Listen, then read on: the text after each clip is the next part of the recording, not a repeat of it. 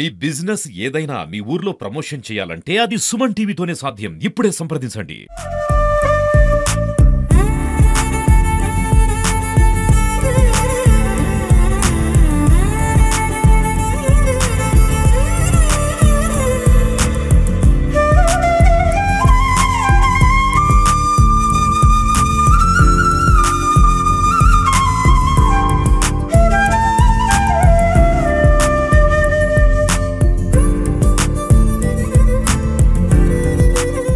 అందరికీ నమస్కారం అండి. నా పేరు అట్లూరు శ్రీనివాసరావు, టంగుటూరు పొగాకు బోర్డు వేలం కేంద్రం వేలం నిర్వహణాధికారిని. ఈరోజు మన పొగాకు రైతులకు ఆకు రెలుపులు క్యూరింగ్ మీద కొన్ని విషయాలు తెలియపరచాలని, సహజంగా రైతు సోదరులు ఎటువంటి తప్పులు చేస్తున్నారు క్షేత్ర స్థాయిలో ఇవన్నీ రైతులకు తెలియపరిచి దాన్ని సరిదిద్దుకుంటే మంచి నాణ్యమైన పొగాకుని పండించగలరని ఆశిస్తున్నాము. ముఖ్యంగా ఏంటంటే ఆకులు పెంచుకునేటప్పుడు చాలామంది టైం ఫాలో అవట్లా, అంటే సమయం ముఖ్యం. ఉదయం కూడా మన రికమెండేషన్ ఏంటంటే ఉదయం 8 గంటల నుంచి 10 గంటల లోపల అయిపోవాలా. ఎండలు ముదురుతారు కాబట్టి చాలామంది బాగా ఎండలు ముదిరిన తర్వాత కూడా ఆకులు రిలుస్తున్నారు. రెండవది పక్కానికి వచ్చిన ఆకులు రిలుస్తున్నారు, రానివి రిలుస్తున్నారు, ఆకులు బాగా పండిపోయినవి రిలుస్తున్నారు. ఇట్లాంటి పరిస్థితుల్లో రైతులు గమనించుకోవాల్సింది ఏంటంటే కేవలం పక్వానికి వచ్చిన ఆకులు మాత్రమే ఆ మొక్క నుంచి మనం వేరు చేయాలా. అప్పుడే అర్థమవుతుంది మొక్క దగ్గర మనం ఆకు మీద వేలు పెట్టి ఎరగిన టప్ అనే సౌండ్తో వస్తుంది, అంటే పక్వానికి వచ్చిందని. మరీ పచ్చిగా ఉన్న ఆకు కూడా ఆకు రెల్లకూడదు. పచ్చిగా ఉంటే ఈ రకంగా బాగా ముదురు పచ్చలో ఉంటుంది, దీన్ని కూడా రిలుస్తున్నారు. తర్వాత మన రైతు సోదరులు ఈ పచ్చాకు ముఠాకి అప్పగించడం వల్ల పూర్తిగా పండిన ఆకులు కూడా పూర్తిగా పండిన ఆకులు వీటిని కూడా రిలుస్తున్నారు. అంటే ఈ సమయం దాటిపోయింది, రిలిచే టైం. కరెక్ట్గా పక్వానికి వచ్చిన ఆకు అంటే ఇక్కడ మన వీడియోలో చూపిస్తున్నట్టుగా ఈ విధంగా పక్వానికి వచ్చినట్టు ఆకు మీద బొబ్బలుగా వచ్చి ఉంటుంది, ఆకు చెవులో పండినట్టుగా ఉంటుంది. పక్వానికి వచ్చిన లక్షణాలు ఇవన్నీ చాలా మంది రైతు తెలిసిందే. కాకపోతే ఏంటంటే పచ్చాకు ముఠాకు అప్పగించడం వల్ల ఇవన్నీ క్షేత్ర స్థాయిలో జరుగుతున్నటువంటి తప్పిదాలుగా మనం గమనించాలా. తర్వాత కంపల్సరిగా తార్పాలిన్ పట్ల వాడాలి. రైతులు చాలా పొలాల్లో గమనిస్తుంటే ఆకు కొట్టుకొని వస్తున్నారు, ఎండగా తెస్తున్నారు, తీసుకొచ్చి ఆ చెట్ల కింద మట్టి మీద పడేస్తున్నారు. దీనివల్ల ఏంటంటే ఆకు డ్యామేజ్ అవుతుంది, ఎండ వేడిమికి ఆకు క్వాలిటీ దెబ్బతింటుంది. కాబట్టి రైతు సోదరులందరూ కంపల్సరిగా తార్పాలిన్ పట్ల వాడాలా, లేకపోతే వెదురు గంపలు వాడాలా. వెదురు బుట్టలు కూడా ఉంటాయి, అది చేసి ట్రక్కులో పద్ధతిగా పేర్చుకొని మనం నీట్గా మళ్ళా బేరం దగ్గర తార్పాలిన్ పట్టలు కానీ గోని పట్టలు కానీ వేసుకున్న వాటి మీద పచ్చాకు వేసుకుంటే ఆకు డ్యామేజ్ కాకుండా ఉంటుంది. తర్వాత చాలామంది డైరెక్ట్గా పందిల దగ్గర కప్పు ఉండట్లేదు, చెట్ల కింద డైరెక్ట్గా ఎండలో వేస్తున్నారు. కాబట్టి చాలా వరకు ఇంత కష్టపడి పండించిన తర్వాత నాణ్యత కోల్పోతే మనకి నష్టాలు వచ్చే అవకాశం ఉంటుంది. తర్వాత ఆకులు అల్లుకునే విధానం మనం చెప్పేది ఏంటంటే కర్రకి 18-20 గుత్తులు ఏమన్నాం.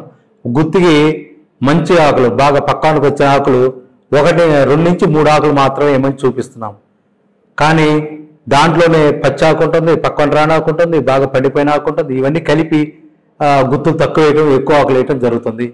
ఇది కొద్దిగా సరిదిద్దుకోవాలి రైతులు, దీన్ని గమనించుకోవాలా. పచ్చాకు ముఠాకి మనం చెప్పుకోవాలా. తర్వాత ఈ అల్లిన తర్వాత బ్యానీలో అమర్చే విధానం, అడుగు టైర్లో బాగా ఇలా పండిన ఆకుకూరలు, ఎందుకంటే 3 రకాలు వేరు చేసుకొని మనం బాగా పండినవి, బాగా పక్కానికి వచ్చినవి, తర్వాత పక్కానికి రాని ఆకులు 3 రకాలు వేరు చేసుకుంటున్నాం. కాబట్టి మనం వీటిని బాగా పండిన ఆకులు కర్రలు కల్లుకొని అడుగు టైర్లో పెట్టుకోవాలా. తర్వాత పక్కానికి వచ్చిన ఆకులు మధ్య టైర్లో పెట్టుకోవాలా కర్రలు. తర్వాత పచ్చాకు వచ్చినట్లయితే దీన్ని చివరి టైర్లో బేరంలో చివరి పైన అమర్చుకున్నట్లయితే ఇది ఆకు పండడానికి కొంత సమయం వస్తుందన్నమాట. ఆకు పంటకు రావడానికి సమయం ఇచ్చిన వాళ్ళం అవుతాం. కాబట్టి పంటకి అంత యూనిఫామ్గా వస్తుంది. బ్యానీలో తర్వాత దశ ఏంటంటే క్యూరింగ్ ఏంటంటే ఇది ఒక పెద్ద అద్భుతమైన కళ లాంటిది. ఎందుకంటే చాలామంది రైతులు దగ్గరుండి మానిటర్ చేస్తారు. ఎవరో బ్యాన్ని క్యూరర్కి అప్పగిచ్చాము, ఆయనే చూసుకుంటాడనే ఉద్దేశం చాలామంది పట్టించుకోవట్లేదు, క్యూరర్ చేతులు వదిలేస్తున్నారు. ఫస్ట్ కొన్ని బ్యానీలో పంటకు రానట్లయితే మనం వాటిలో ఇథిలీన్ గ్యాస్ వదులుకున్నా తొందరగా పంటకు వచ్చే అవకాశం ఉంటుంది. ఎందుకంటే ఆకులు తేమ శాతం తక్కువ ఉన్నా కానీ వాతావరణం తక్కువ ఉన్నా కానీ తొందరగా పంటకు రాదు. ఎండలు పెరిగిపోతున్నాయి కాబట్టి బ్యానీలో కర్రలు లోడ్ చేసిన తర్వాత పంటకు రాదు. ఇట్లాంటి పరిస్థితుల్లో ఇథిలీన్ గ్యాస్ కానీ వదులుకున్నా కానీ పంట తొందరగా వస్తుంది, ఆకు పంటకు వస్తుంది. తర్వాత మనకి ఈ క్యూరింగ్ అనేది పొగాకు తోట పెంచడం ఎంత ప్రాముఖ్యమో క్యూరింగ్ కూడా ఉత్పత్తి అయిన తర్వాత ఆకును సరైన దశలో ఆకు కొట్టుకోవడం, క్యూరింగ్ చేయటం నాణ్యమైన పొగాకు పండించడానికి మూల కారణం. కానీ చాలామంది ఇది అవగాహన కలిగి ఉండట్ల కొంతమంది రైతులు. దీనికి ఒక షెడ్యూల్ ఉంది క్యూరింగ్ ప్రాసెస్కి బ్యానీలో. అంటే ఎన్ని రోజులు ముందు బ్యానీకి ఎన్ని కర్రలు ఎత్తాలా, బ్యాన్ సైజుని బట్టి దానికి ఒక రికమెండేషన్ ఉంది. 24, 16, 10.5 అంగుళాల బ్యానీలో మన రికమెండేషన్ 800 నుంచి 850 కర్రలు మాత్రమే. CTRL రికమెండేషను కానీ టొబాకో బోర్డు చెప్పింది కానీ 850 కర్రలు మాత్రమే. కానీ ప్రస్తుత రోజుల్లో రైతులు బ్యానీ సైజులు పెంచుకొని ఓవర్గా కర్రలు లోడ్ చేస్తున్నారు. ఇది ఫస్ట్ పాయింట్. ఎన్నైతే మనం కంపల్సరిగా ప్రతి కర్రకి 6 అంగుళాల గ్యాప్ ఉండాలా. ఎందుకంటే కింద వేడి గాలి పై కర్రల దాకా పోవాలంటే ఒత్తుగా పెట్టేస్తే కర్రల లోడ్ అధికమైతే కింద వేడి గాలి పైకి ప్రసారం జరగక క్వాలిటీ దెబ్బతింటుంది. కాబట్టి ముందుగా కరెక్ట్గా ఎన్నైతే రికమెండేషన్ బ్యాన్ సైజుని బట్టి కర్రలు మనం లోడ్ చేసుకోవాలా. తర్వాత పండించిన పొగాకు దిగుబడి, రంగు, రుచి, వాసన పొగాకు వంగడం వాతావరణ పరిస్థితి మీద ఆధారపడి ఉంటుంది. కాబట్టి మన క్వాలిటీ పొగాకు క్యూరింగ్ కూడా చాలా ఇంపార్టెంట్. ఈ షెడ్యూల్ ఏంటంటే 4 దశలు ఉంటాయి. పొగాకు క్యూరింగ్లో 4 దశలు ఉంటాయి. ఒకటి రంగు వచ్చేటట్టు దశ, తర్వాత ఆ రంగు వచ్చిన దశ నిలపాల, తర్వాత ఆకు ఆరే దశ, 4వ దశ కాడ ఆరే దశ. ఈ 4 దశలు ఉంటాయి పొగాకు క్యూరింగ్లో. ఈ షెడ్యూల్ ఏ దశలో ఎంత టెంపరేచరు, ఎంత ఉష్ణోగ్రత బ్యానీలో మెయింటైన్ చేయాలి అనేది అవగాహన మన రైతుకున్నట్లయితే ఆయన క్యూరరు సరిగ్గా చేస్తాం లేదా మానిటరింగ్ చేసుకోవడానికి అంటే పర్యవేక్షించుకోవడానికి చాలా ఆస్కారం ఉంటుంది. కాబట్టి ముందు రైతుగా మనం అసలు క్యూరింగ్ షెడ్యూల్ తెచ్చుకోవాలి. రంగు వచ్చే దశ అంటే పంటకు రావాలి అంటాం కదా, అది పంటకు రావాలంటే ముందు బాగా పండిపోయిన ఆకులు సపరేట్ చేసిన అడుగు టైర్లో ఉంచుకోవాలా. పక్కానికి వచ్చిన ఆకులు మా కర్రల్ని మధ్య టైర్లో పెట్టుకోవాలా. పచ్చి ఆకులు కానీ వచ్చినట్టయితే అల్లుకొని చివరి టైర్లో పెట్టుకున్నట్టయితే ముందు ఆ స్టేజ్ కంప్లీట్ అయిన తర్వాత ఇది రంగు వచ్చే దశ 36 నుంచి 48 గంటలు అంటే దగ్గర 2 రోజులు జరుగుతుంది ప్రాసెస్. ఇది 85 డిగ్రీలు ఫారెన్ హీట్ నుంచి 105 డిగ్రీల వరకు మెయింటైన్ చేసుకోవాలి ఈ దశలో. అప్పుడు ఏం చేయాలంటే కిటికీలు, పై కిటికీలు, కింద కిటికీలు మొత్తం మూసేసి ఉంచాలి. చివరిలో కొద్దిగా ఓపెన్ చేసుకోవాలి కింద కిటికీలు. తర్వాత ఇది 45 గంటలు దాటిన తర్వాత ఈ ఉష్ణోగ్రతలోనే మెయింటైన్ చేసుకోవాలి మనం. ఎంత 85 డిగ్రీల నుంచి 105 డిగ్రీలు ఫారెన్ హీటు, డిగ్రీ సెంటిగ్రేడ్ కాదు ఫారెన్ హీట్. అది మనం మానిటర్ చేసుకోవాలంటే బ్యానీలో కంపల్సరిగా క్యూరోమీటర్ అని దీన్ని రైతులు కంపల్సరిగా వాడాలా. ఇది ఉన్నట్లయితే తడి ఉష్ణోగ్రత, పొడి బల్బు ఉష్ణోగ్రత, తడి బల్బు ఉష్ణోగ్రతలను బట్టి మనం టెంపరేచర్ మెయింటైన్ చేసుకోవచ్చు. రంగు వచ్చే దశలో 85 డిగ్రీలు ఫారెన్ హీట్ నుంచి 105 డిగ్రీలు ఫారెన్ హీట్ మాత్రం మెయింటైన్ చేసుకోవాలి. గ్రాడ్యువల్గా ప్రతి గంటకి 2 డిగ్రీలు ఫారెన్ హీట్ పెంచుకుంటే ఇబ్బంది ఉండదు. ఒకేసారి టెంపరేచర్ రైజ్ అయినా తగ్గినా క్వాలిటీలో తేడా వస్తుంది. ఈ క్యూరింగ్ అంటే ఏమి లేదు, ఆకుల్లో దాంట్లో ఉన్నటువంటి చక్కెరలు, నత్రజని పర్సెంటేజ్, చక్కెరలు ఇవన్నీ వాటి యొక్క పర్సెంటేజ్ని బట్టి జీవ రసాయన సంబంధ క్రియలు జరిగేటానికి అవకాశం ఇవ్వటం. అంటే దీంట్లో పిండి పదార్థం ఉంటుంది, క్లోరోప్లాస్ట్ అని ఉంటుంది. ఆకుపచ్చ రంగు ఉందంటే అంటే హరిత రేణువులు ఉంటాయి, వీటిలో పిండి పదార్థం ఉంటుంది. ఈ రంగు వచ్చే దశలో ఏమైందంటే ఈ పిండి పదార్థం డిగ్రేడ్ అయిపోయి చక్కెరలుగా మారుతాయి. ఆ టయాన్ని అప్పుడు ఆకు పసుపు రంగులో మారుతుంది. ఇది జీవ సంబంధ రసాయన క్రియలు జరిగే గుర్తు. ఈ సమయం దానికి ఆకు ఇవ్వాలి మనం. ఎప్పుడైతే పంటకు వచ్చిన తర్వాత 5 నుంచి 10 గంటలు మనం రంగు నిలపాల. ఒకసారి రంగు కానీ నిమ్మపండు రంగు కానీ లేకపోతే బంగారు వనంలో మారిన తర్వాత 5 నుంచి 10 గంటలు రంగు నిలిపే దశ అనమాట అది. ఆ దశలో ఎంత డిగ్రీలు టెంపరేచర్ ఫారెన్ హీట్ చేయాలా? 105 డిగ్రీలు ఫారెన్ హీట్ నుంచి 120 డిగ్రీలు ఫారెన్ హీట్కి టెంపరేచర్ మెయింటైన్ చేయాలి మనం. ఇవన్నీ మనం క్యూరోమీటర్ పెట్టుకుంటే మనకి తెలుస్తుంది. ఈ టైంలో ఏంటంటే కొంచెము పై కిటికీలు కింద కిటికీలు కొంచెం తెరుచుకుంటే బాగుంటుంది. ఎందుకంటే బ్యార్నీలో ఉంటే తేమ మొత్తం ఒకేసారి బయటికి పోకుండా కొంచెం సగమే తీసి పెట్టాలి. తర్వాత మూడో దశ ఏమనుకున్నామంటే మనం ఈయన ఆరే దశ, ఆకు ఆరే దశ. ఆకు అంటే ఇది, ఈయన కాకుండా ఆకు అంటే ఇది అవుతుంది. ఇది ఆరాలి. ఆకు ఆరే దశలో టెంపరేచర్ ఎంత మెయింటైన్ చేయాలంటే ఇది కూడా 36 నుంచి 45 గంటలు జరుగుతుంది ఈ ప్రాసెస్. దీంట్లో 120 డిగ్రీల ఫారెన్హీట్ నుంచి 140 డిగ్రీల ఫారెన్హీట్ మెయింటైన్ చేసుకోవాలి. ఈ టైంలో ఏంటంటే కొంచెం మనము కిటికీలు సగం తీసుకోవాలి, పై కిటికీలు కింద కిటికీలు తీసుకుంటే తేమగాలి మొత్తం బయటికి పోతుంది, ఆకు తొందరగా ఆరుతుంది. నాలుగో దశ ఏం చెప్పుకున్నాం,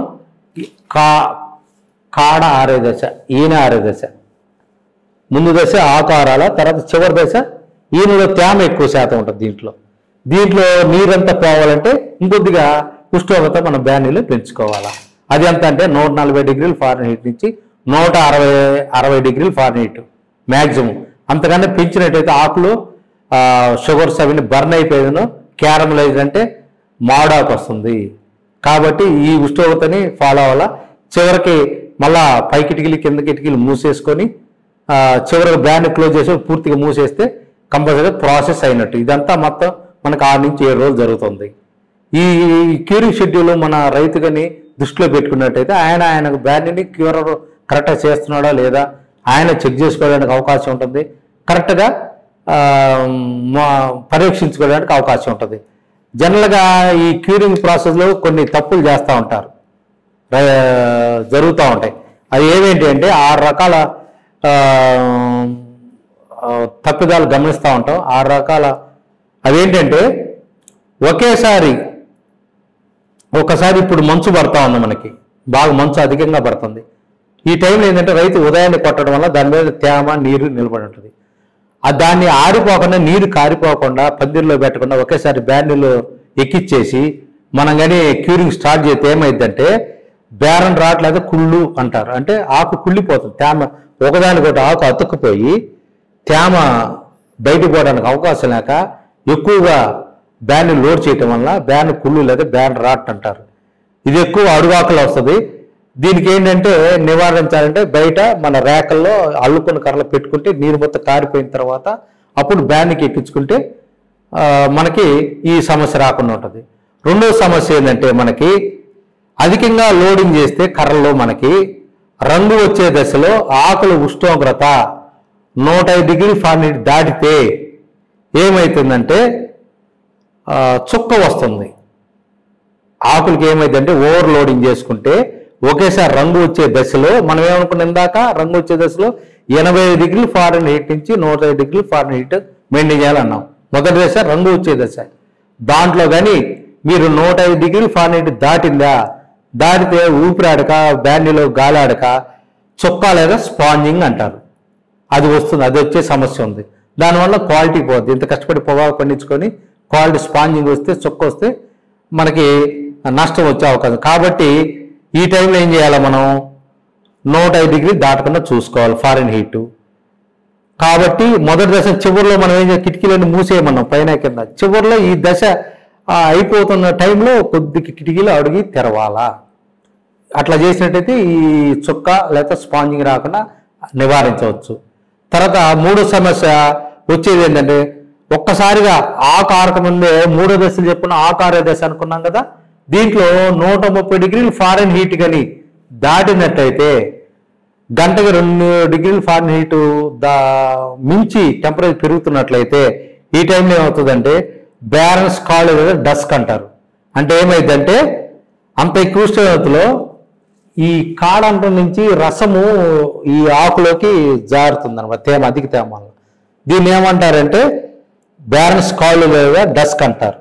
ఏంటంటే దీంట్లో అధిక నీరు ఉంటుంది. ఈ నీరు ఏమైందంటే కాడ నుంచి ఆకులోకి రసం వచ్చడం వల్ల వస్తుంది. కాబట్టి ఆకు ఆరే దశలో గంటకు 2 డిగ్రీల ఫారెన్హీట్ లేదా 3 డిగ్రీల ఫారెన్హీట్ మించకుండా టెంపరేచర్ కానీ మెయింటైన్ చేయనట్టయితే ఈ సమస్య నుంచి మనం బయటపడవచ్చు.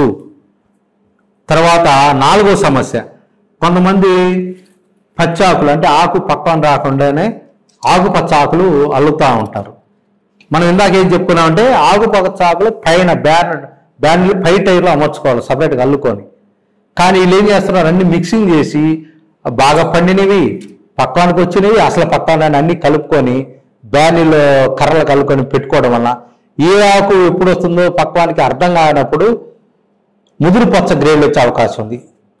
ఎందుకంటే ఇదేమో క్యూరింగ్ అయిపోద్ది, ఇదేమో మాడుకు వచ్చేస్తుంది. ఇది ఏ స్టేజ్ దీన్ని చూసుకుంటా టెంపరేచర్ పెంచుకుంటా ఉంటే ఈ పచ్చ సడన్గా టెంపరేచర్ రైజింగ్ అయితే ఈ ఆకుపచ్చ మిగిలిపోయి, ఎందుకంటే రంగు వచ్చే దేశదాకా మనం మెయింటైన్ చేయట్లా కాబట్టి ముదురు ఆకుపచ్చ గ్రేడ్లు డార్క్ గ్రేడ్స్ వస్తాయి. ఈ షెడ్యూల్ ఫాలో కాదు కాబట్టి రంగు వచ్చే దశలో పంటకు వచ్చిన తర్వాత మాత్రమే మనము ఉష్ణోగ్రతను 105 డిగ్రీలు పెంచాలి ఈ పచ్చ గ్రేడ్లు రాకుండా ఉండాలంటే. తర్వాత 5వ సమస్య ఏమొస్తుంది, కాడ ఆరే దశ అనుకున్నాక ఇందాక కాడ ఆరే దశ అనుకున్నా అంటే మధ్య ఈయన ఇది ఆరే దశలో ఇందాక 4వ దశలో 160 డిగ్రీ దాకా ఫారెన్హీట్ మెయింటైన్ చేసుకొని చెప్పుకున్నాం మనం. ఆ 160 డిగ్రీ సడన్గా టెంపరేచర్ రైజ్ అయింది అనుకోండి, అప్పుడు ఏమైంది, ఫ్లూ గొట్టాల దగ్గరగా ఉన్న కట్టడం వల్ల కానీ ఈ టెంపరేచర్ సడన్గా 160 డిగ్రీ పైకి పెరగడం వల్ల కానీ ఈ సమస్య వచ్చేదాన్ని ఏంటంటే ఆకుల అంచులు కొనలన్నీ మాడిపోతాయి. ఈ ఆకు అంచులు కొనలు సడన్ టెంపరేచర్ పెరగడం వలన ఆకులు కొనలు మాడిపోతాయి. దీన్ని మాడు లేదా స్కార్చింగ్ అంటారు. ఇంకో పదవి అంటారు క్యారమల్ లీఫ్ అని కూడా అంటాం మనం. సడన్గా 160 డిగ్రీలు అంటే 4వ దశలో కాడారో టెంపరేచరు 160 డిగ్రీలు ఫారెన్హీట్ దాటి మించితే సడన్గా క్యారమల్ లీఫ్ వస్తుంది. దీనివల్ల మంచి వాసన పొగాకు కస్టమర్కి అంటే వ్యాపారస్తుడికి కొనుగోలుకి ఇష్టపడ్డాం క్యారమల్ లీఫ్ వస్తాయి. కాబట్టి ఈ సమస్య నుంచి బయటపడాలంటే మనం అంటే ఏం జరుగుతుంది, ఈ టెంపరేచర్ సడన్ పెరగటం వల్ల ఆకులు ఉన్న చక్కెరలు ఉంటాయి కదా, చక్కెరలు ఉన్నప్పుడు సడన్ మాడిపోయి ఆరెంజ్ రంగు మారిపోతాయి. అంటే ఆరెంజ్ రంగు అంటే ఎరుపు రంగు మారిపోవటం వల్ల వాసన బాగోదు కస్టమర్. కాబట్టి 160 డిగ్రీ ఫారెన్హీట్ దాటకుండా చూసుకోవాలి. అడుగు టైర్లో గొట్టాల దగ్గరగా ఆకును పెట్టుకోకూడదు, ఎడంగా ఉండేటట్టు పెట్టుకోవాలా. తర్వాత ఇంకో చివరిగా 6వ సమస్య ఏమొస్తుందంటే మనకి కాడ ఆరే దశలో 4వ దశలో ఏ కారణం చేతనైనా బ్యాలెన్స్ అవుతా సడన్గా పడిపోతే రసం, దీంట్లో ఉన్న రసం ఆకుకి ప్రసరించడం వలన కాడకి ఇరువైపులా బ్రౌన్ రంగు వస్తుంది. అంటే దీన్ని పులికాడ అంటారు, మనం రైతు పరిభాషలో పులికాడ అంటారు. ఏం జరుగుతుంది, కాడ ఆరే దశలో సడన్గా టెంపరేచర్ పడిపోతే ఇది కాడలో ఉన్న తేమ ఈ ఆకులు ప్రసరిస్తుంది. ఆ టైంలో నల్లగా అవుతుంది, పులికాడ దిగుతుంది. కాబట్టి దీన్ని రన్ బ్యాక్ లీఫ్ అంటారు. ఇది కూడా మార్కెట్లో కొనరు. కాబట్టి రైతులు ఆ స్టేజ్లో సడన్గా టెంపరేచర్ పడిపోకుండా మెయింటైన్ చేసుకోవాలా. ఈ జాగ్రత్తలు రైతులు పాటించినట్లయితే, రైతుకు అవగాహన ఉన్నట్లయితే కంపల్సరీగా నాణ్యమైన పొగాకుని తీసుకోగలడు. ఒక ఎత్తు ఏంటంటే యాజమాన్య పద్ధతులు, ఎరువుల యాజమాన్యం, తర్వాత కరెక్ట్ స్టేజ్లో ఆకుని రెల్చుకోవడం, తర్వాత దాన్ని జాగ్రత్తగా అల్లుకోవడం,